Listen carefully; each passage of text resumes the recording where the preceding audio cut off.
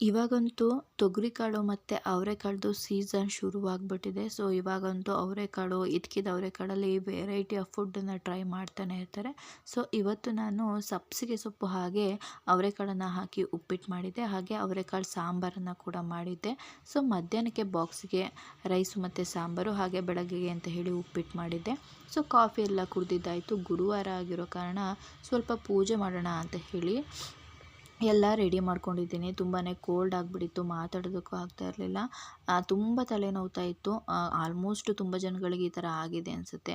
ಪ್ರತಿ ಸಲ ನಾನು ಪೂಜೆ ಮಾಡುವಾಗ ಶನಿವಾರ ಮತ್ತು ಗುರುವಾರ ಈ ರೀತಿ ಮನೆಗೆ ತುಂಬ ಎಲ್ಲ ಧೂಪನ ಹಾಕ್ತೀನಿ. ಸೊ ಇದೊಂದು ಪಾಸಿಟಿವಿಟಿನ ಜಾಸ್ತಿ ಮಾಡುತ್ತೆ ಅಂತ ಹೇಳ್ಬಿಟ್ಟು.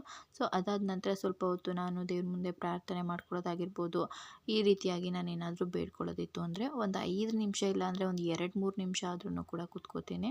ಸೊ ಒಂದೊಂದು ಸಲ ಈ ರೀತಿಯಾಗಿ ಕೂತ್ಕೊಳ್ಳೋದಕ್ಕೆ ಆಗೋದಿಲ್ಲ. ಕೆಲವೊಂದೊಂದು ಸಲ ಮನೆಯಲ್ಲಿ ಯಾರೂ ಇರೋದಿಲ್ಲ. ಅಂಥ ಟೈಮಲ್ಲಿ ಆರಾಮಾಗಿ ಕೂತ್ಕೊಂಡು ಪ್ರಾರ್ಥನೆ ಮಾಡ್ಕೋತಾ ಇರ್ತೀನಿ. ಸೊ ನಾವು ಎಷ್ಟೇ ಟೆನ್ಷನ್ ಇತ್ತು ಕೂಡ ಅಂತಂದ್ರೂ ಒಂದು 5 ನಿಮಿಷ ಈ ರೀತಿಯಾಗಿ ನಮ್ಮ ಮನಸ್ಸಲ್ಲಿ ಏನಿದೆ ಅದನ್ನು ನಾವಾಗೇ ಮಾತಾಡ್ಕೊಳ್ಳೋ ಥರ ಇತ್ತು ಅಂತ ಅಂದರೆ ಅದು ಎಷ್ಟು ಕಡಿಮೆ ಆಗಿದೆ ನಮ್ಮ ಭಾರ ಅಂತ ಹೇಳಿ ಅನಿಸುತ್ತೆ. ಸೊ ನಾನೇನಾದ್ರೂ ಕೇಳ್ಕೋಬೇಕು ಅಂದರೆ ದೇವ್ರ ಮುಂದೆ ಕೂತ್ಕೊಂಡಾಗ ಒಂದು 5 ನಿಮಿಷ, ಒಂದು 2-3 ನಿಮಿಷ ಆದ್ರೂ ಕೂಡ ಕೇಳ್ಕೊತೀನಿ. ನೀವು ಯಾರಾದರೂ ಈ ಥರ ಇದ್ದೀರಾ?